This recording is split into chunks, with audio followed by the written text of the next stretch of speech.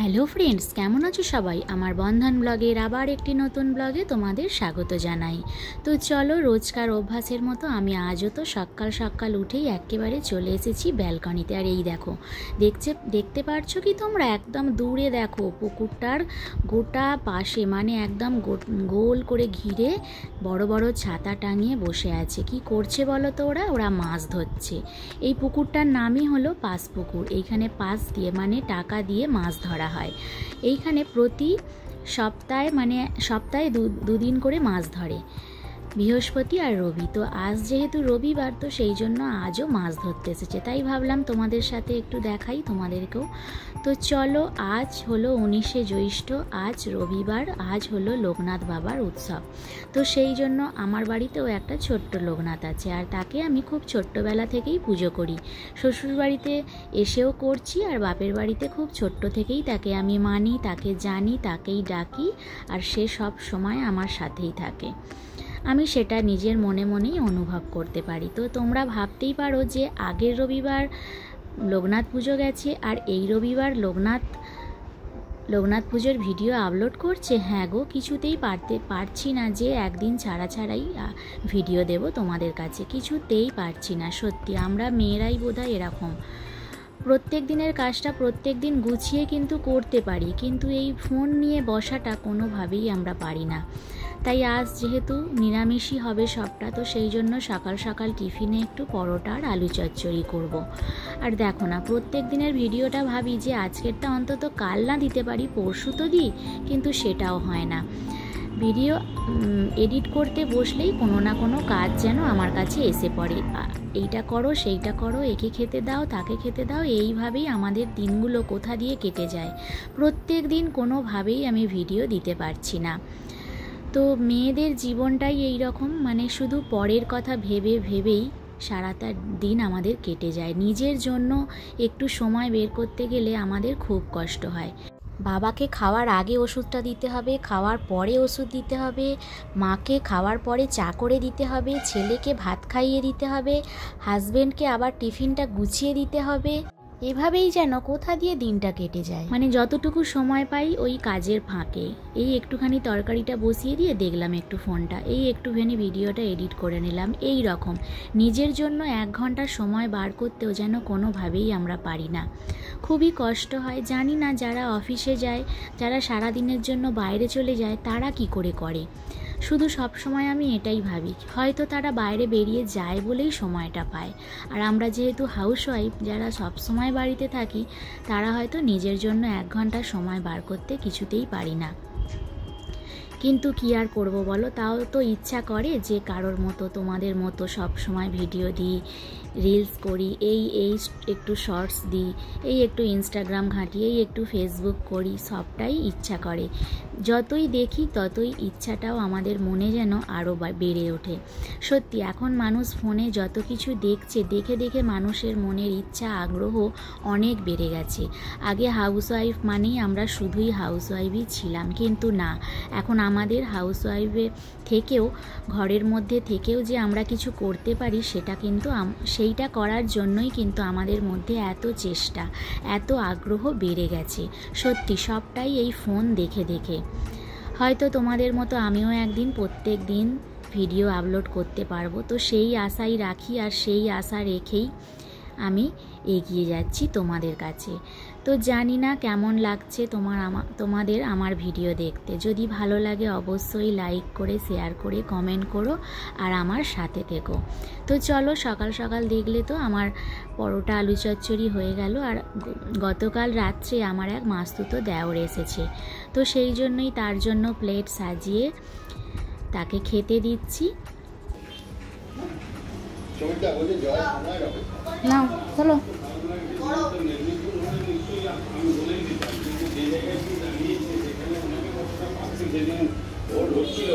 আয় মানু আয়,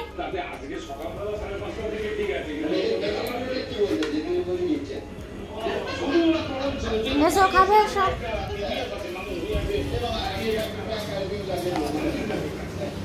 বসো বসো, দাদার পাশে বসো।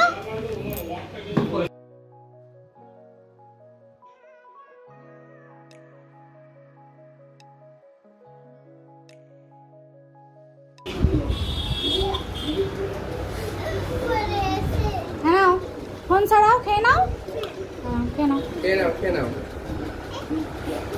গরম গরম লাগছে।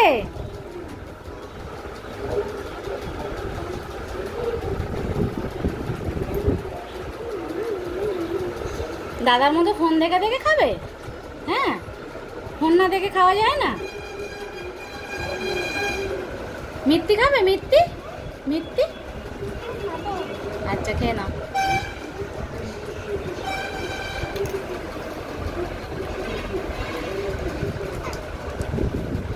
গরম যাচ্ছে, গরম। আচ্ছা পাখা চলছে, এক্ষুনি ঠান্ডা হয়ে যাবে।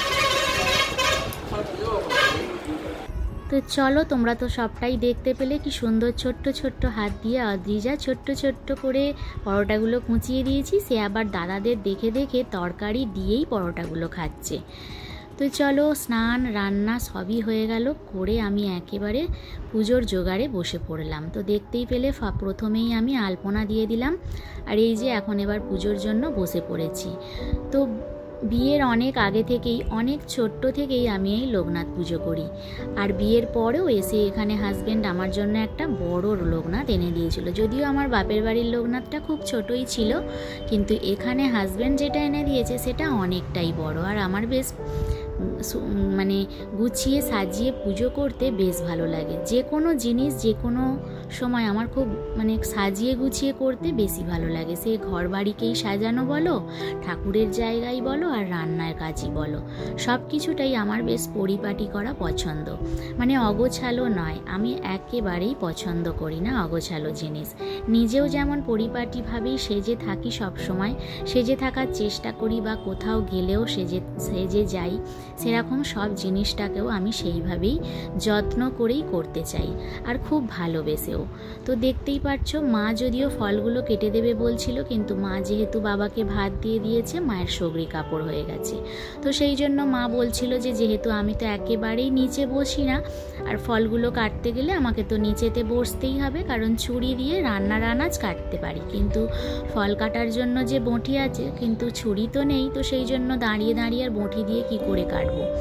তো সেই জন্য মাটিতে আমাকে বসতেই হলো। যাকে বাবার জন্য বসলাম, আমার আশা করি কিছুই হবে না। তো একটু আধটু বসতে পারি, কিন্তু অনেকক্ষণ বসলে একটু কষ্টই হয়, কারণ যেহেতু আমি একেবারেই মাটিতে বসি না। তো চলো, হাজব্যান্ড সমস্ত কিছু ফল একেবারে গুছিয়ে এনে দিয়েছে, আমি ঠিক যেরামটা বলেছিলাম, আর সেই মতো ও এনেও দিয়েছে, আর আমি সেই মতো সবটা গুছিয়ে সাজিয়ে বসে পড়েছি পুজো করতে। তো বাজে প্রায় 1টা-1.5টা বাজবে, কারণ সমস্ত রান্না, টিফিন, ঘর পরিষ্কার, ঘরের কাজ সমস্তটা করে তারপর স্নান করে তারপর পুজো করতে বসেছি। তো সেই জন্য অনেকটাই দেরি হয়ে গেল, আর একেবারে শুকিয়েই আছি, কারণ এই পুজোটা যে কোনো পুজোই শুকিয়ে করতেই বেশি পছন্দ করি। তো দেখতেই পারছো, একেবারে বসে পড়েছি পুজো করতে।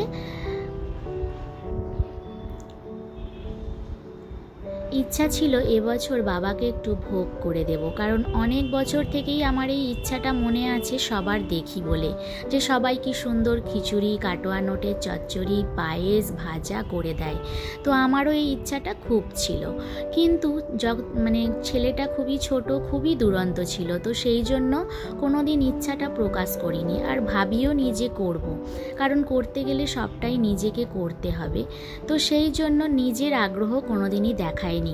খালি বলতাম, খালি বাবার কাছে এটাই বলতাম যে বাবা তুমি আমার ছেলেটাকে একটু শান্ত করো, বড় করো, তারপর তোমায় ভোগ দেব।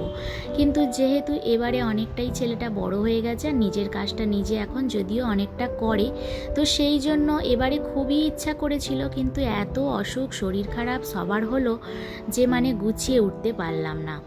আর মাকেও বললাম যে দেব, কিন্তু মা বলল যে রান্না পুজোর বাসনে নাকি এই ঠাকুরের ভোগ করা যাবে না, কারণ আমাদের যেসব ঠাকুরের বাসন আছে, অনেকেই ঠাকুরের বাসন আছে, কিন্তু সেগুলো সবই তো রান্না পুজোর কাজে লাগে। যেহেতু রান্না পুজোয় মাছ হয়, তো মাছ তো আঁশ, তো সেই জন্য আঁশের বাসন তো এই পুজোয় করা যাবে না। তো সেই জন্য তার জন্য সবটাই নতুন করে কিনে করতে হবে। তো সেই জন্য মা বলল ছেড়ে দাও, এবছর যখন কোনো জোগাড় নেই, আর এখন এই মুহূর্তে কোথায় কি কিনে তুমি গুছিয়ে করবে, এবছর এমনি ফল দিয়েই পুজো করে দাও, পরের বছর সবাইকে ভালো রাখুক বাবা, যেন ভালোভাবে তুমি পুজো করতে পারো। তো তাই করলাম। আমার মাও বলল, শাশুড়ি মাও বলল, দুজনেই বলল, তাই তাদের কথা মতো আমি আর ভোগের দিকে গেলাম না। শুধুই ফল, অমিত্তি, মিষ্টি যেমন দিয়ে প্রতি বছর করি সেরকম এবছরেও করলাম। তো পুজো করে দেখলে সন্ধেবেলা যখন সন্ধে দিলাম তখন ঘর থেকে ঠাকুরটাকে আবার ঠাকুরের জায়গায় তুলে দিলাম, কারণ যার যখন যে পুজো হয় সেই ঠাকুরটাকে নাবিয়ে আলাদা করাটাই ভালো। আর দেখতেই পেলে আমি যখন লোকনাথের বই পড়লাম তখন কিন্তু টুলে বসেই করলাম। তোমরা হয়তো ভাবতে পারো যে বাবা একটুখানি পুজো আর আসনে বসে করতে পারলো না, কিন্তু না গো, খুব কষ্ট হচ্ছিল। আর গোটা বইটা পড়তে বেশ অনেকটা সময় লাগে। তো সেই জন্যই আমি টুলটাকে ভালো করে ধুয়েই রেখেছিলাম, আর ওই টুলটা বসেই আমি গোটা বইটা পড়লাম। তারপর ফ্ল্যাটে সব রুমে একটু প্রসাদ দিয়ে এলাম। তো চলো সন্ধেবেলা চাটা খেয়ে একটু ভাবলাম খিচুড়ি করি। তো খিচুড়ি যদিও চালেরও নয়, ডালিয়ারও নয়, একটু সাবুর খিচুড়ি করব, কারণ অনেক দিন থেকে অনেকটা সাবু বাড়িতে পড়েই ছিল। সেই নীল ষষ্ঠী হয়েছিল, অনেক কিছুই উপোসে কেনা হয় আর একটু একটু করে থেকেই যায়। সেই জন্য ফ্রিজে একটু একটু করে 3 জায়গায় সাবু ছিল, জানো, 3 জায়গায় না 2 জায়গায় ছিল। তো সেই জন্য ভাবলাম যে অনেক কটা সাবু পড়ে আছে, তো তাই আজ আর রুটি পরোটা তো কিছুই খাবো না, কারণ সকালে যেহেতু পরোটা খেয়েছি, তো সেই জন্য এবেলা আর যেন ভালো লাগছে না। তো তাই ভাবলাম একটু সাবুর খিচুড়ি করি। আর এই সাবুর খিচুড়িটা আবার আমাদের মায়ের একেবারেই পছন্দ নয়, সেই জন্য মা তো খাবে না, আমি এই একটু সন্ধেবেলা খাবো আর খাবো একটু রাত্রিবেলা। তো সেই জন্যই একটুখানি বসিয়ে দিলাম সাবুর খিচুড়ি। খুব বেশি নয় যদিও, খুব অল্পই, আমার দুবারে এটা ভালো রকমই হয়ে যাবে। তো চলো, অনেক তো বকবক করলাম সারাদিন ধরে। আমার আজকের ভিডিও লোকনাথ পুজো তোমাদের কেমন লাগলো অবশ্যই কমেন্টে জানিও। আবার খুব তাড়াতাড়ি দেখা হচ্ছে তারাপীঠের ব্লগে। তো চলো আজকের মতো এখানেই টাটা। তোমরা সবাই খুব ভালো থেকো, সুস্থ থেকো, সাবধানে থেকো। টাটা।